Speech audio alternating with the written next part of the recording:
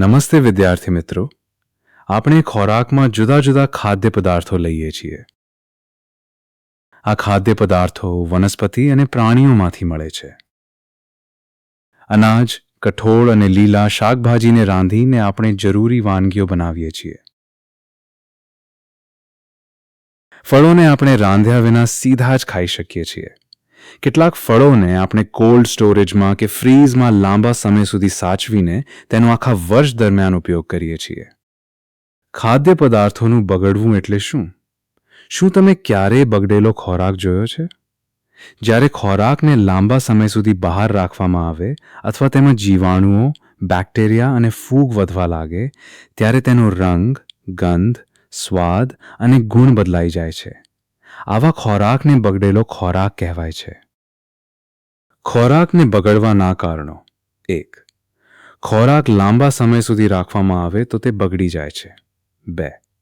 બનાવેલા ખોરાકને ઢાંકવામાં ન આવે તો તે બગડી જાય છે. 3. ખોરાક બનાવ્યા પછી તેને ગરમ કે ભેજવાળા વાતાવરણમાં બંધ રાખવામાં આવે તો તે બગડી જાય છે. ગરમીના દિવસોમાં સવારે બનાવેલો ખોરાક બપોર પછી બગડી જાય છે.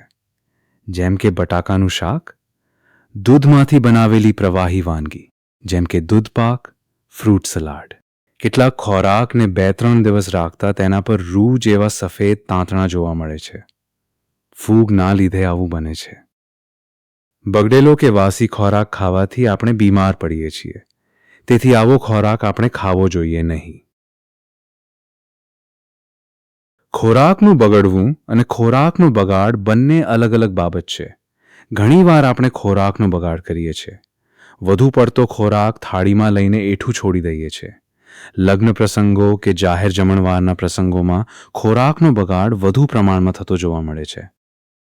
આપણે બજારમાંથી કોઈ પણ વસ્તુ ખરીદતા પહેલા તે વસ્તુના પેકેટ પર લખેલી વિગતો જેવી કે વજન, વસ્તુ બન્યાની તારીખ, કિંમત, ક્યાં સુધી વસ્તુ વાપરી શકશે તેની તારીખ અને વર્ષ વગેરે જેવી બાબતો જોવી જોઈએ.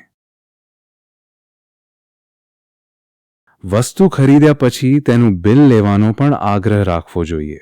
બગડી ગઈ હોય કે વાસી થઈ ગયેલી હોય તેવી વસ્તુને આપણે હાથમાં લઈએ તો તે પછી આપણા હાથ ધોવાની ટેવ પાડવી જોઈએ. આમ ન કરવાથી ઇન્ફેક્શન લાગવાનો ભય રહે છે. આપણા ઘરમાં જુદા જુદા પ્રકારના અથાણાં બનાવીએ છીએ. કેરીનું અથાણું, ગાજરનું અથાણું, લીંબુનું અથાણું, ગુંદાનું અથાણું, લસણનું અથાણું, કેરીનો છુંદો, આમળાનો મુરબ્બો વગેરે અથાણાં આપણે વાપરીએ છીએ. આપણે બારેમાસ રોજિંદા ખોરાક સાથે અથાણાંનો ઉપયોગ કરીએ છીએ. કેટલાક કાચા શાકભાજી અને ફળોમાંથી બનાવેલા સલાડ કે કચુંબરનો ઉપયોગ કરીએ છીએ. કેટલીક સૂકવીને બનાવેલા ખાદ્ય વસ્તુઓ જેવી કે પાપડ, ખાખરા, કેરીના પાપડ, વડીઓ, તલ કે શીંગની ચીકી વગેરેનો ઉપયોગ કરીએ છીએ. ખોરાકની સાચવણીની રીતો: 1. ખાંડની ચાસણીમાં રાખીને, દાખલા તરીકે ગુલાબજાંબુ, મુરબ્બો. 2. મીઠાના પાણીમાં રાખીને, દાખલા તરીકે આમળા. 3. તેલમાં રાખીને, દાખલા તરીકે અથાણાં. 4. સૂકવણી કરીને, દાખલા તરીકે પાપડ, કાતરી, વડીઓ. કેટલીક ઘરગથ્થુ ખાદ્ય સામગ્રી જેવી કે અનાજ, કઠોળ, મસાલા વગેરેને સૂર્યના તાપમાં તપાવવાથી તેમાંથી ભેજ દૂર થાય છે. ત્યારબાદ તેમને કાચની બરણીમાં કે પીપમાં રાખવામાં આવે છે.